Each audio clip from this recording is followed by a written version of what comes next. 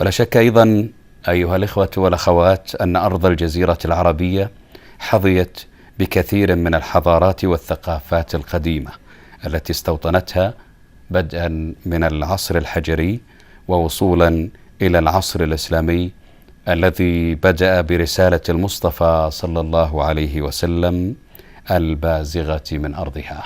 هنا الفنانون السعوديون والفنانات في هذه اللحظات في شرح لفخامة الرئيس الأمريكي دونالد ترامب في هذه اللحظات: سيدي خادم الحرمين الشريفين في صورة معبرة لبيت الله الحرام، لمكة، للكعبة المشرفة في مكة المكرمة، أيضا وقف الملك عبد العزيز كما نشاهده الآن في هذه الصورة البهية، والتي يشرح حفظه الله لفخامة الرئيس الأمريكي هذه الصورة في هذه اللحظات. ويتوقف الآن كما تشاهدون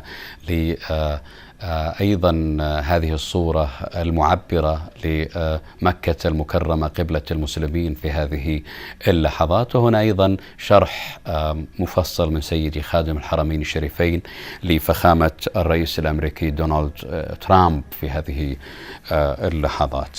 لا شك أيها السادة أن معرض الفن السعودي المعاصر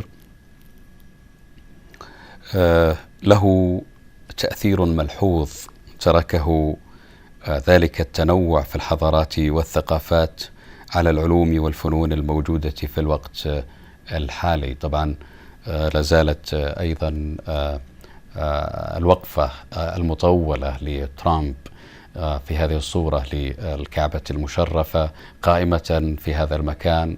هذه اللفتة أيضا التي لا شك بأنها أيضا استرعت اهتمام الرئيس الأمريكي في هذه اللحظات لقبلة المسلمين، وهذا الشكل الرائع لاصطفاف هذه الصفوف